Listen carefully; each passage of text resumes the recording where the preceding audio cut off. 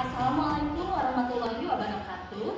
Berjumpa lagi bersama saya Desli Dayanti, CGP Angkatan 10 dari SMP Negeri 1 Warungkondang, Kabupaten Cianjur, Jawa Barat. Saat ini saya bersama dengan rekan saya yaitu Ibu Fitriana Aziza. Beliau adalah guru IPA SMP Negeri 1 Warungkondang. Assalamualaikum warahmatullahi wabarakatuh. Semoga kejadiannya berjalan dengan lancar. Amin. Terima kasih doanya. Bagaimana kabarnya? Alhamdulillah baik. Alhamdulillah ya, sehat ya Bu ya. Nah, hari ini kita akan melaksanakan percakapan observasi ya Bu ya. Nanti sebelum Ibu melakukan proses seperti kelas, saya mengamati jalannya pembelajaran yang dilakukan dalam kelas.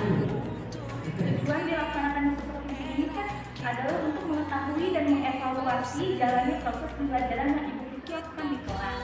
Jadi, kenapa hari ini kita melakukan percakapan observasi, yaitu sebagai persiapan awal sebelum nanti Ibu melakukan kegiatan pembelajaran supaya lebih siap dan lebih percaya diri sehingga memberikan pembelajaran yang terbaik bagi Ibu.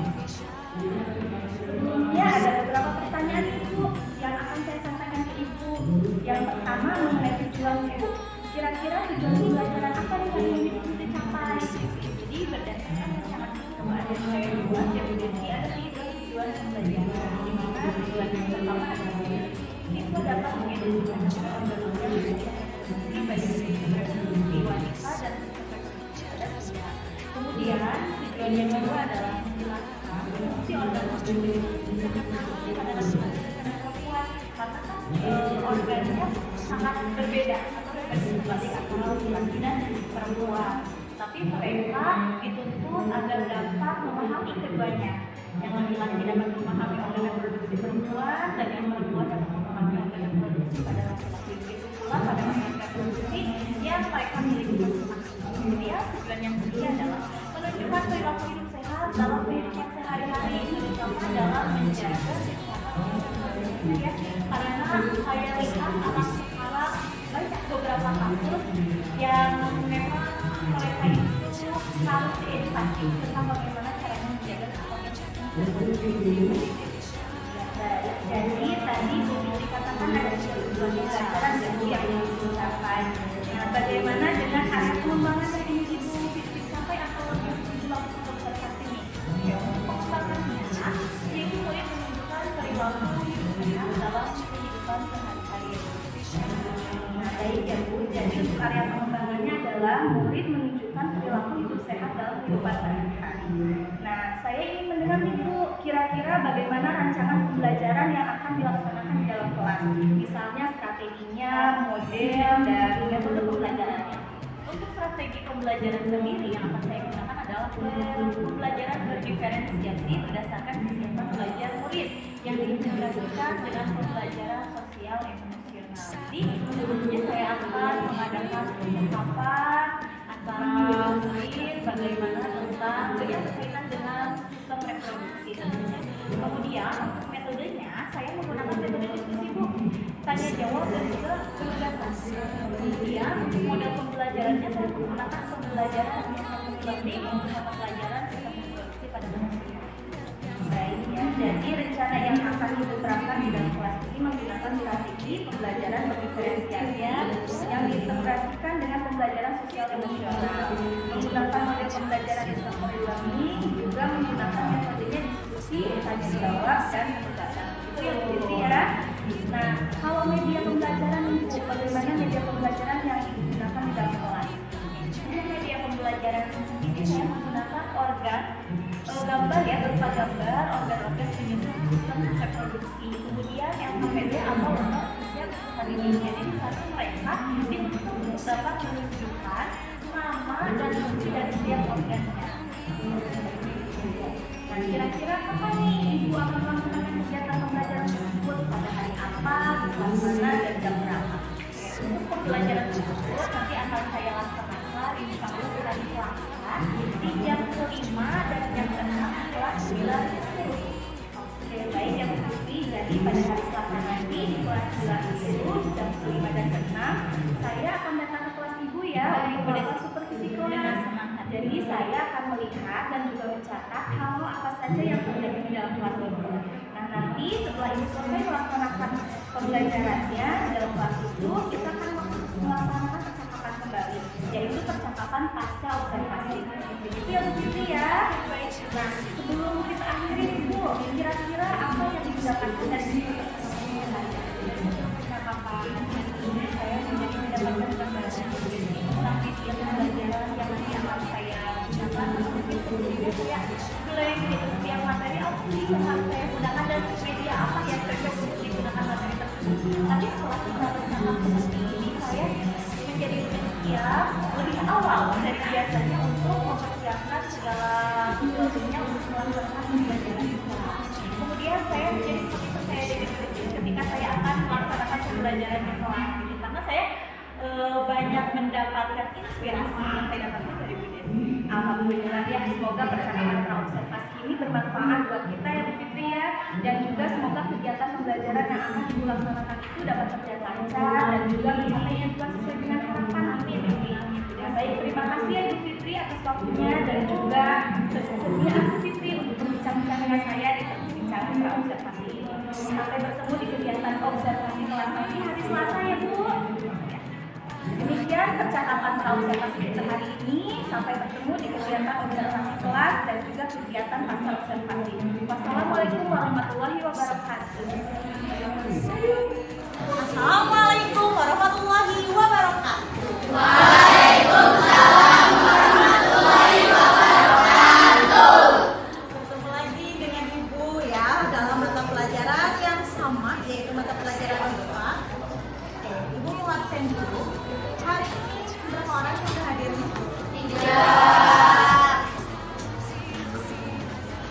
Siapa saja? Ya. Nama? Terus? Siti Halimah kunaon? Kasih. Terus? Naisla?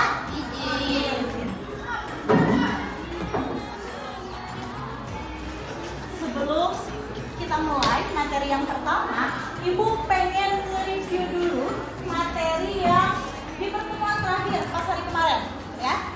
Di mana di pertemuan terakhir materinya tentang apa?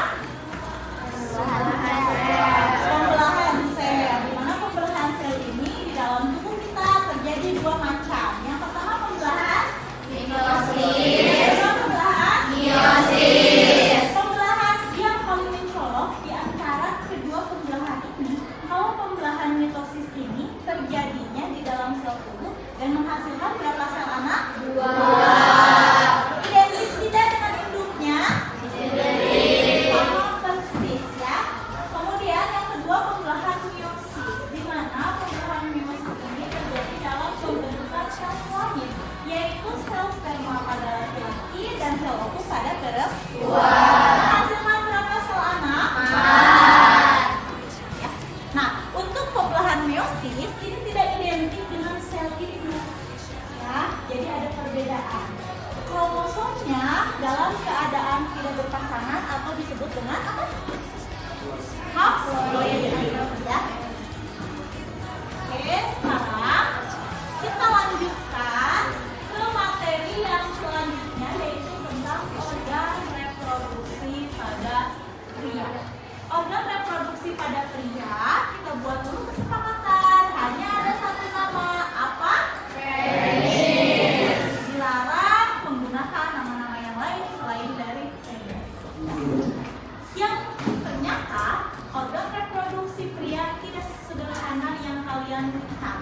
Ya, ternyata banyak organ di dalamnya yang saling terhubung satu sama lain untuk mencapai tujuan yang sama. Ya, ada organ reproduksi bagian luar yang biasa para cowok-cowok lihat, ya, cewek tidak bisa lihat karena organ reproduksinya beda. Kemudian ada organ reproduksi pria bagian dalam. Untuk melihatnya kalian harus melalui proses pembedahan. Ada yang mau dibedah di sini? Ada? Oke. Untuk organ reproduksi pria, ibu akan meminta kalian untuk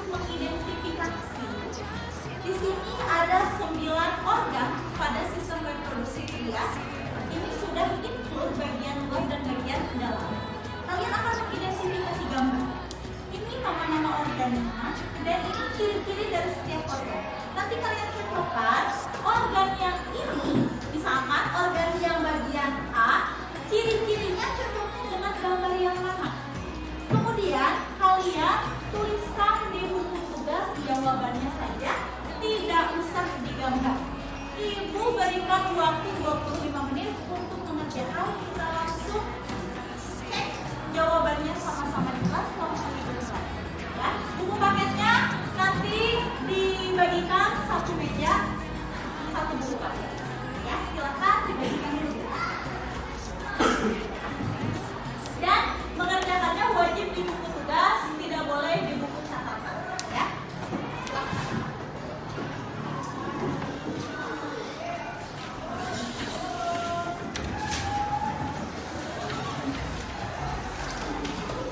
Silakan ya. Ditulis jawabannya saja, tidak usah pakai soal, tidak usah pakai gambar.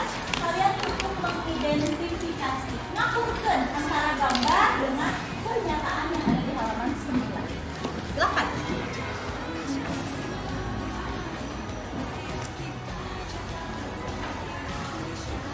Tapi ada yang mau ditanyain dulu?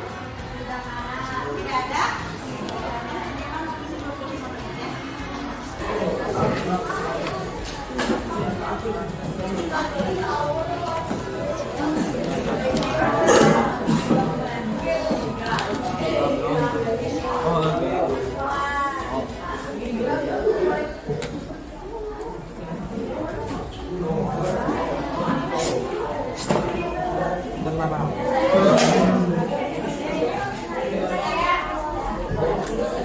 Jangan lupa yang belum dikasih nama, bukunya kasih nama.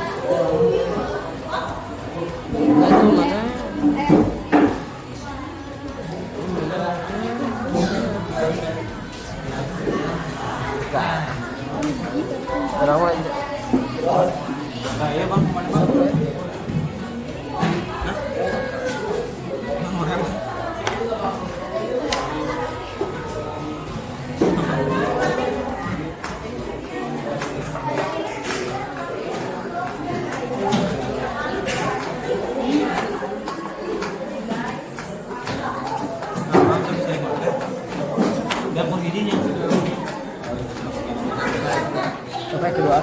Hah? Begitu. Telepon. yang bisa periksa? Siapa yang periksa? Iya ibu paling. Siapa yang ikut bagian periksa?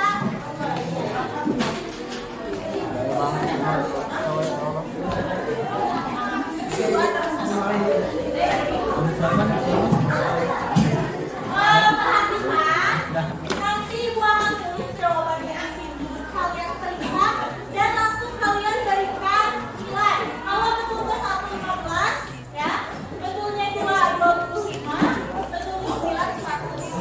Ya, kalian lihat tabelnya di sini.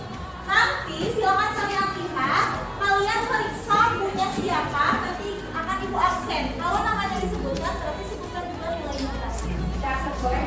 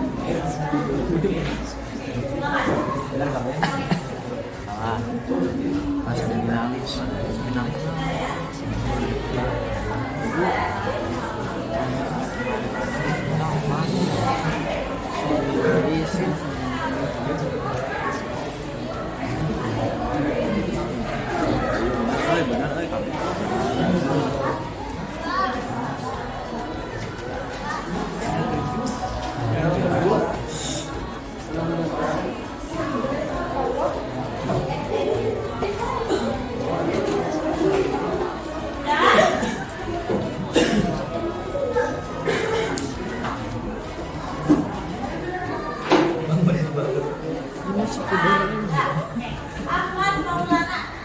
Siapa yang periksa punya Ahmad? Silakan. Ahmad. Sebentar. Apa bayar?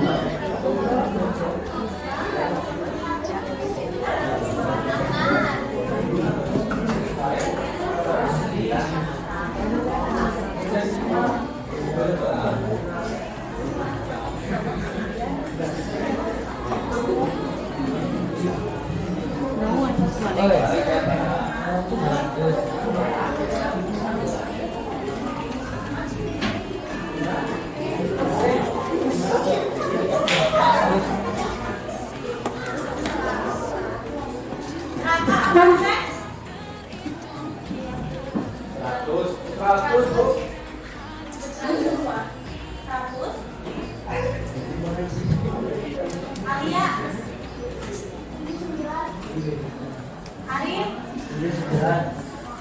Askia, Nitya, periksa Nitya teman. Berapa? 55. Fajar Rosmin 100. Manila. Kita 5.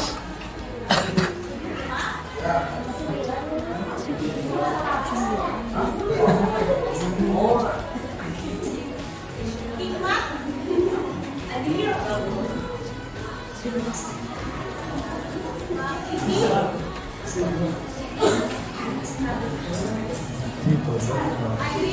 Tidak. Nasima. Main lagi. Silakan ya. Main lagi berapa? Evan. Irfan. Salam. Faris. Akhir. 100. Febrian. Yosef. 9. Rizky. 100. Mutia. 100. Naisila. Nova. Nurpuji. Nadia.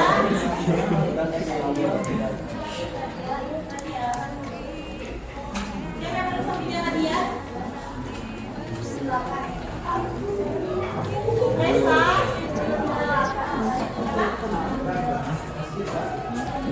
Ya.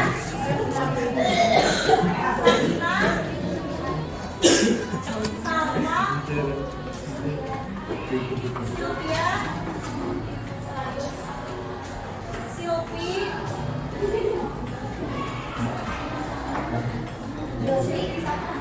Yang lain sambil Silvi. Siti Halimah. Siti Juliani. 9. Siti Salma. Siva Nuria. Mana. Dina. Oke ya, nanti setelah pelajaran selesai, bukunya dikembalikan ke temannya masing-masing. Oke, sekarang ibu mau menjelaskan tentang beberapa organ reproduksi pada pria. Silahkan buku paketnya dibuka di halaman 10. Ya.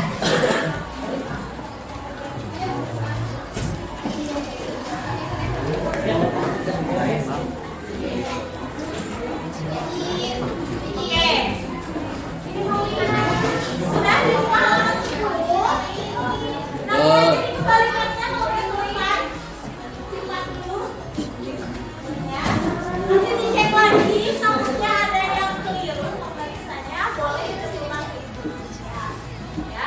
Sekarang buku paketnya dibuka halaman 10. Oke. Ya. Kita akan membahas organ yang ada pada pria. Ternyata organ reproduksi yang ada pada pria bukan apa ya, tidak sesederhana apa yang pria lihat, ya. Karena mungkin perempuan, bukan mungkin, pasti organ reproduksinya berbeda, ya. Nah, ternyata tidak sesederhana yang kalian lihat. Itu yang bisa dilihat oleh laki-laki adalah bagian luar. Ternyata di dalam tubuhnya masih menyambung dengan organ yang lain yang disebut organisasi organ reproduksi bagian luar. Sekarang kita lihat organ apa saja yang masuk ke dalam organ reproduksi bagian luar dan organ reproduksi bagian dalam. Ya, jadi organ reproduksi ini bagian luar.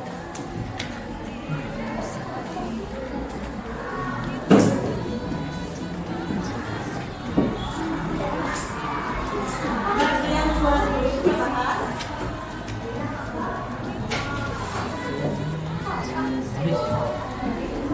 Organ reproduksi bagian luar yang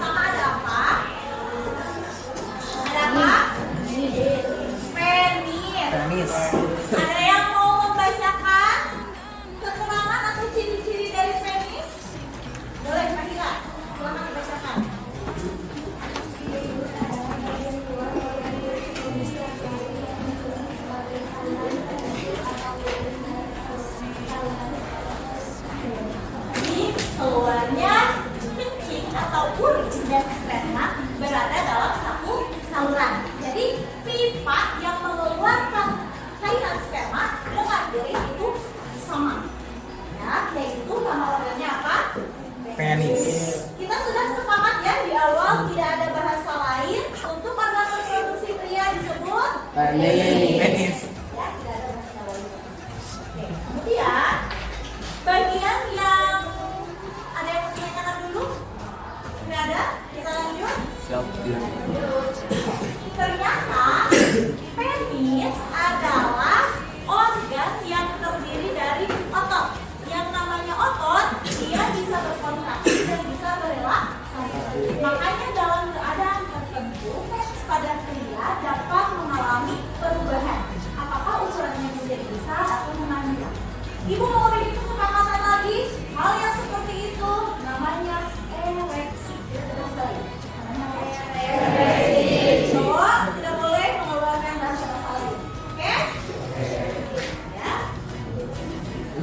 Oke, kemudian bagi organ reproduksi luar yang kedua apa namanya? Skrotum. Ada yang mau membacakan? Oke, Isma.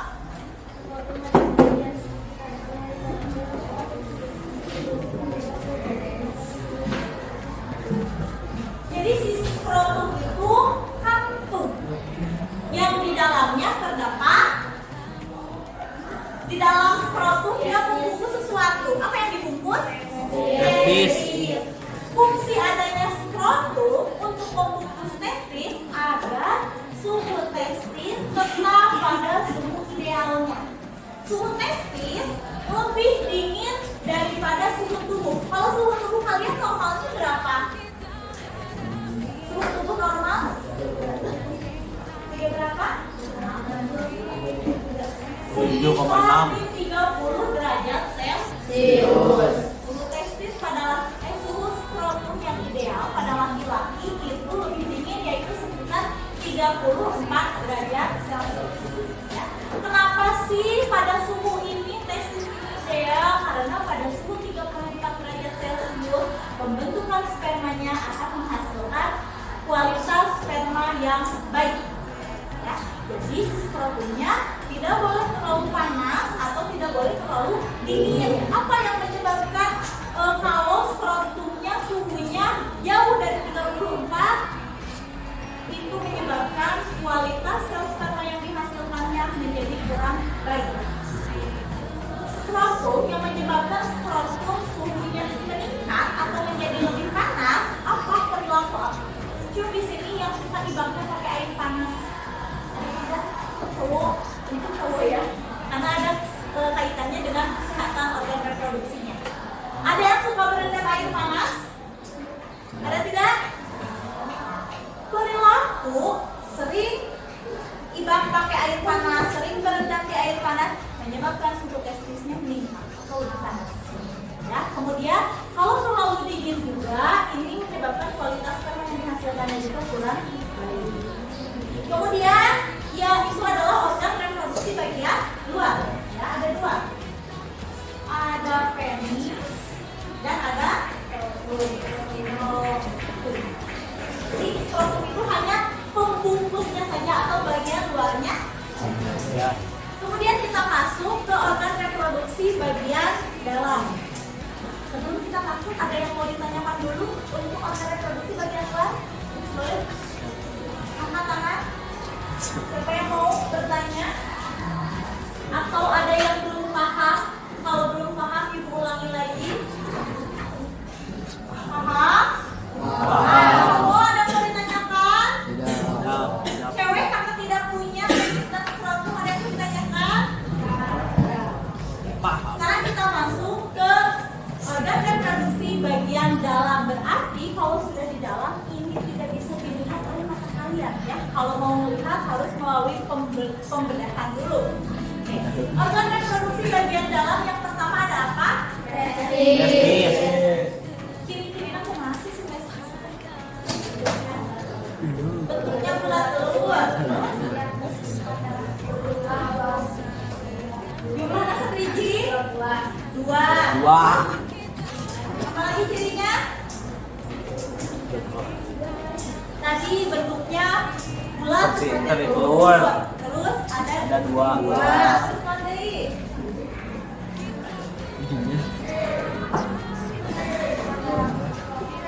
Tersimpan dalam skrotum. Terus apa lagi? Ini boleh fungsi, boleh bentuk. Terus apa lagi?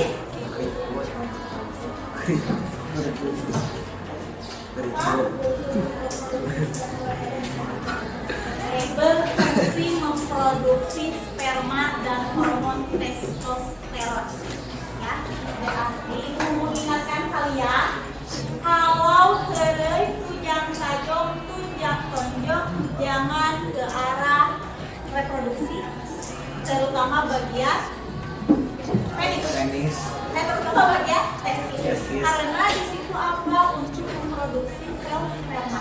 Di mana sel sperma ini akan digunakan oleh kalian di waktu yang cukup, di waktu yang tepat ketika kalian sudah menikah untuk bereproduksi menghasilkan keturunan. Ya.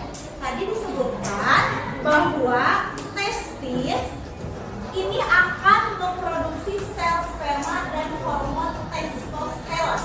Hormon testosteron bisa kalian rasakan manfaatnya sekarang. Karena apa? Hormon testosteron ini hanya dimiliki oleh laki-laki.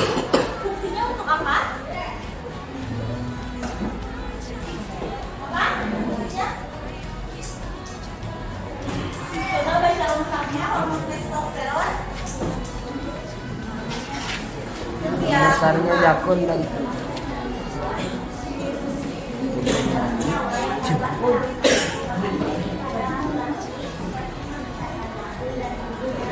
Oke, hormon testosteron ini merangsang perubahan yang terjadi pada tubuh pria. Karena testosteron dihasilkannya di testis. Yang punya testis siapa? Cowok. Berarti cewek punya tuh hormon testosteron. Tidak, karena tidak punya pabrik untuk menghasilkan testosteronnya. Jadi yang punya hanya cowok. Pertumbuhan apa yang dirangsang oleh testosteron ketika dia sudah mulai matang? Ciri-cirinya tumbuhnya Jakun. jakun. coba dicatat, jamunnya sudah mulai tumbuh belum? Ada 5. Kalau dulu kalian suaranya cempreng, ketika jamunnya sudah tumbuh, kita suaranya bertebal. Ketika mau manggil temannya menjadi ya, karena itu ada perubahan pada diri kalian. Tumbuhnya jamun dan bertebalnya kita suara. Kemudian tumbuh rambut di area-area tertentu. Ada yang tumbuh. Ayaan Ada cari. yang tumbuh. Maksudnya kayak ini. Di ketiaknya tumbuh rambut. Termasuk di area reproduksinya juga.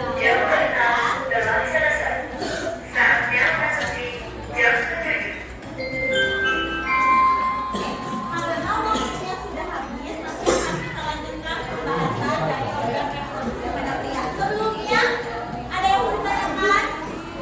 Ya. Kalau tidak ada, terima kasih atas waktunya. Nanti kita lanjutkan lagi materinya. Wassalamualaikum warahmatullahi wabarakatuh.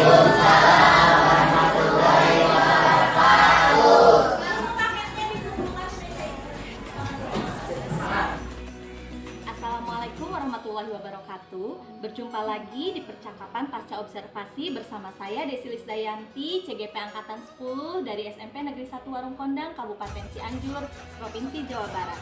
Saat ini saya bersama rekan saya yaitu Ibu Fitrianul Aziza, guru IPA di SMP Negeri 1 Warung Kondang, sebagai guru yang telah diobservasi pada kegiatan supervisi akademik.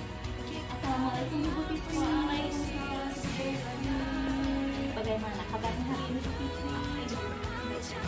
Alhamdulillah ya sehat ya Bu ya. Nah, di percakapan pasca observasi ini saya akan memberikan beberapa pertanyaan ya kepada Ibu Fitri terkait pelaksanaan observasi kelas yang sudah Ibu lakukan. Nah, percakapan observasi ini dilakukan dengan tujuan untuk mengevaluasi sejauh mana proses pembelajaran yang sudah Ibu lakukan. Jadi untuk pertanyaan pertama ini nih Ibu, bagaimana nih perasaan Bu Fitri terkait dengan jalannya kegiatan observasi kelas yang sudah dilaksanakan? Oke, jadi setelah saya melakukan observasi kelas, saya merasa lebih lega gitu ya Bu Des. Walaupun pada awalnya saya merasa tegang, tapi setelah dijalani semakin enjoy gitu kan. Kemudian alhamdulillah pembelajarannya dapat terlaksana dengan baik. Alhamdulillah ya. Nah, bisa diceritakan kembali nggak Bu, area pengembangan yang Ibu lakukan di dalam kelas, kemudian langkah-langkah atau tahapan-tahapan pembelajaran apa yang sudah Ibu lakukan di dalam kelas? Baik, jadi tahapan yang saya lakukan di dalam kelas, pertama yaitu saya menyiapkan media pembelajarannya ya Bu Des, sesuai dengan obrolan kita ketika observasi. Kemudian untuk area pengembangannya yaitu murid menunjukkan perilaku hidup sehat dalam kehidupan sehari-hari begitu Bu. Nah, baik. Jadi area pengembangannya yaitu murid menunjukkan perilaku sehat dalam kehidupan sehari-hari ya. Betul. Nah, sejauh mana nih Bu keberhasilan atau ketercapaian area pengembangan yang sudah Ibu sampaikan tadi? Apakah sudah berhasil atau tidak? Menurut saya pribadi kemarin itu alhamdulillah cukup berhasil ya Bu Desi. Dan walaupun masih ada kekurangan itu masih sangat minim gitu ya. Jadi menurut saya sudah cukup berhasil. Alhamdulillah ya Bu ya. Jadi sudah dilakukan dengan baik ya Bu ya. Sudah berjalan sesuai dengan apa yang Ibu rencanakan, namun masih ada kekurangan ya Bu ya. Nah, menurut Ibu apa sih kekurangan atau mungkin kendala-kendala yang Ibu hadapi pada saat kemarin melaksanakan proses pembelajaran? Baik, jadi karena mungkin gaya belajar anak itu berbeda, kemudian minat belajarnya pada beberapa mata pelajaran juga berbeda. Jadi ada beberapa selama proses pembelajaran itu muridnya seperti tidak ingin terlibat dalam kegiatan pembelajaran. Jadi murid-murid ini masih kelihatan kurang aktif Bu. Jadi masih ada yang tiduran, tidak bersemangat lah saya lihatnya. Dan hambatan ini mungkin dialami juga oleh guru-guru yang lain ya Bu, karena kan potensi setiap anak itu berbeda-beda dan kesenangan belajarnya pun itu berbeda-beda. Mungkin saja juga ini berkaitan dengan jam mengajar, apakah selalu jam. Biasanya kan kalau pagi masih semangat pagi ya Bu. Ya, baik, Bu Fitri. Jadi menurut Ibu ada beberapa siswa yang tidak terlibat atau kurang aktif, jadi mungkin hanya mengandalkan teman sebangkunya ya ketika beraktivitas gitu ya Bu ya. Nah, menurut Ibu nih kira-kira kenapa hal itu bisa terjadi Bu? Kenapa mereka kurang aktif atau tidak ingin terlibat dalam kegiatan itu? Mungkin berdasarkan anak sederhana saya ya, mungkin anak-anak itu karena diskusi yang dilaksanakan dengan teman sebangku jadi kurang komunikasi dengan teman sebangku. Kemudian atau bisa jadi terlalu sedikit anggota kelompoknya, atau mungkin karena pendekatan yang saya lakukan hanya berdasarkan kesiapan belajar murid Bu.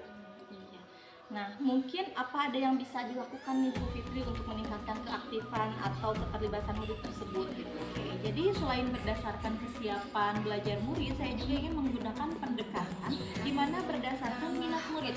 Nah, jadi saya akan mengelompokkan murid berdasarkan gaya belajar yang barusan saya singgung, karena kan belajar anak itu gaya belajar itu beda-beda gitu kan. Kan ada yang belajarnya visual, auditori, atau audiovisual. Kemudian hal ini dilakukan agar murid itu lebih nyaman ketika belajar kalau memang pendekatan yang saya lakukan sesuai dengan gaya belajar mereka masing-masing. Kemudian saya ingin membuat anak nyaman terlebih dahulu dengan saya. Kemudian saya akan mengajukan pertanyaan kepada murid sebagai stimulasi, di mana murid tersebut dapat menyesuaikan dengan pembelajaran di kelas apa atau bagaimana sehingga murid tersebut dapat mengikuti pembelajaran di kelas dengan baik. Ya, baik Bu Fitri. Jadi rencana kedepannya ya Ibu akan membuat murid nyaman terlebih dahulu dengan mengelompokkan murid berdasarkan gaya belajar masing-masing.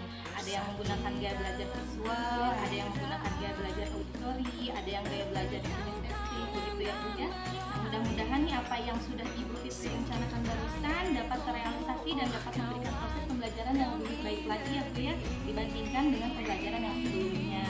Nah, saya tunggu nih Bu cerita-cerita Ibu, apakah nanti direalisasikan lagi atau tidak.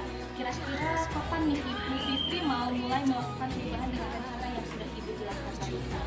Insya Allah saya akan melakukan perubahan tersebut dalam jangka waktu yang dekat ya Bu. Saya akan memulai membuat perencanaannya terlebih dahulu ya, dikonsepkan harus seperti apa. Iya, baik Bu Fitri, mudah-mudahan bisa segera terlaksana ya Bu ya. Amin Bu Desi. Mudah-mudahan apa yang sudah Ibu rencanakan barusan bisa terrealisasi dan dapat memberikan proses pembelajaran yang lebih baik dibandingkan pembelajaran yang sebelumnya.